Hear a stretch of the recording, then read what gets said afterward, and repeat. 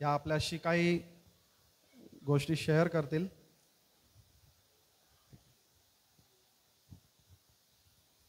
प्रथम सर्व विद्यार्थ्यांचे आभार मानते की आज तुम्ही या कार्यक्रमाला निमंत्रित केलं आणि त्यामुळे तुम्हाला एवढं मोठं सगळ्या ठिकाणी छान छान ठिकाणी तुम्ही कामाला आहात, प्रगती झालेली आहे. एवढंच नाही तर तुम्ही तुमच्या स्वतःच्या मुलांनासुद्धा चांगल्या प्रकारे शिक्षण दिलं, म्हणजे खऱ्या अर्थाने आमच्या शिक्षकी पेशाचं सार्थक झालं. आणि त्यामुळे मला खूप खूप आनंद झाला. आणि तुम्ही जसे मित्रमैत्रिणी भेटलात तसे आज मला पण या आमच्या सगळ्या मैत्रिणी भेटल्या याचा खूप खूप आनंद वाटला. आणि तुमचे सर्वांचे खूप आभारी. आणि असेच मोठे व्हा, आयुष्यात नाव कमवा, कीर्ती कमवा आणि आपल्या देशाचा घराचा मान राखा.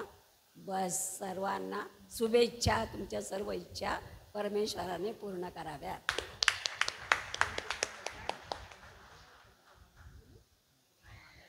यानंतर आपल्या मालवणकर मॅडम आपल्यासमोर आपलं मनोगत व्यक्त करतील. मी त्यांना विनंती करतो.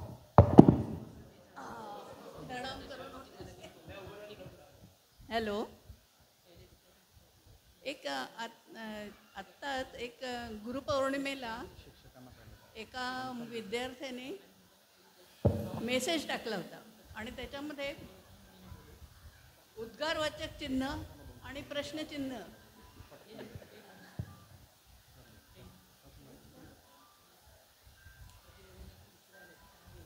सॉरी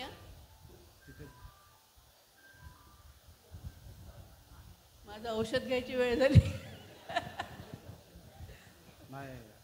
विद्यार्थ्याने एक मेसेज टाकला होता, फार म्हणजे त्याच्या मला कल्पकतेची कमाल वाटली.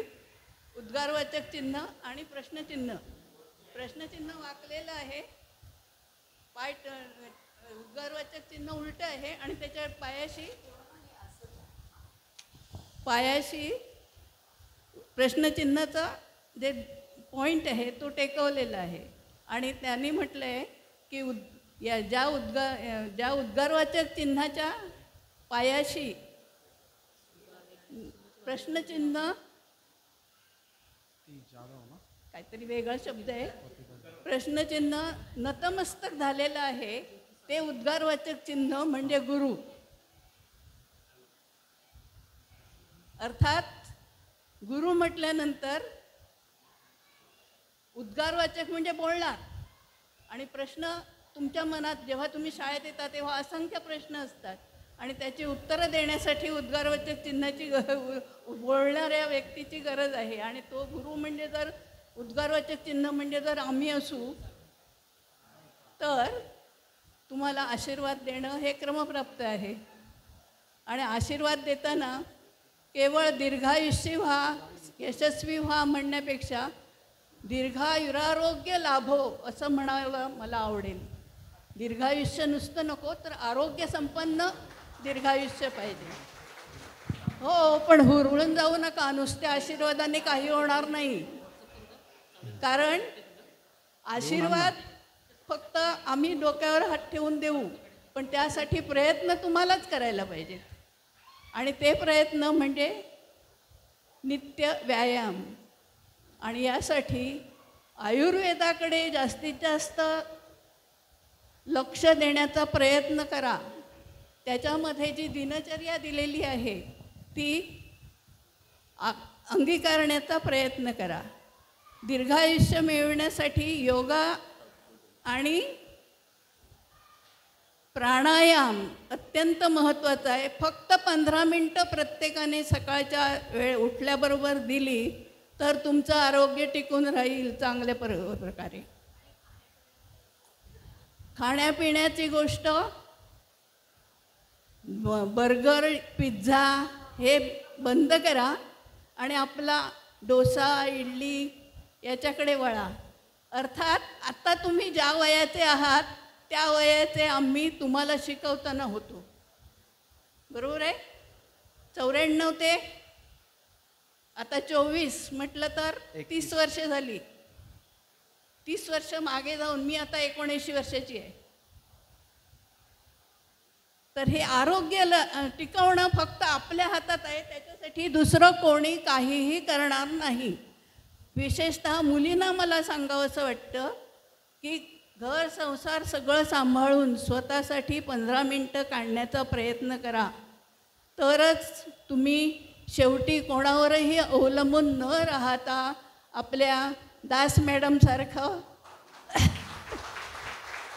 अत्यंत निरोगी आयुष्य जगाल.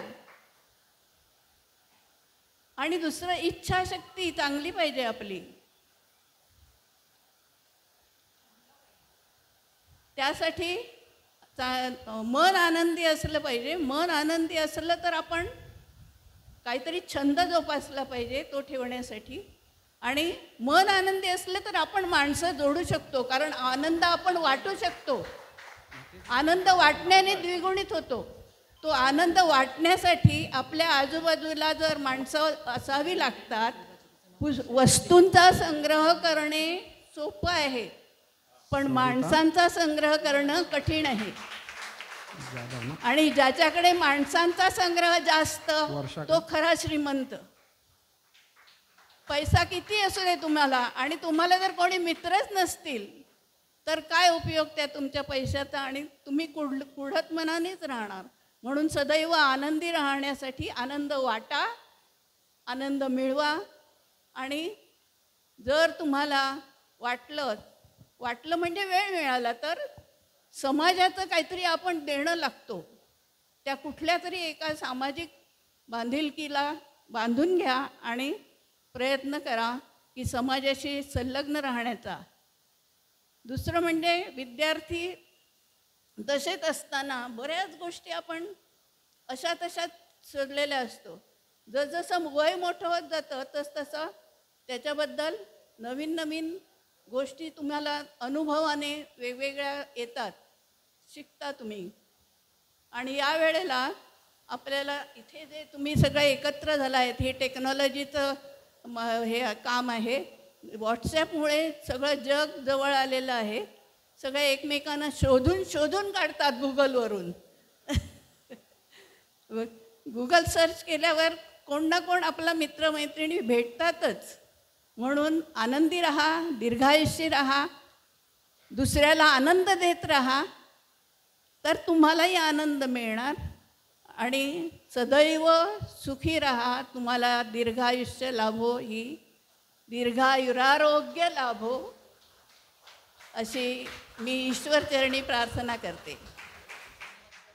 धन्यवाद मॅडम, धन्यवाद. आपले अनमोल शब्द आपण इथे मांडलेत आमच्यासमोर. यानंतर मी शेर्लेकर मॅडम यांना विनंती करेन की आपण आपले चौधरी सर, माफ करा.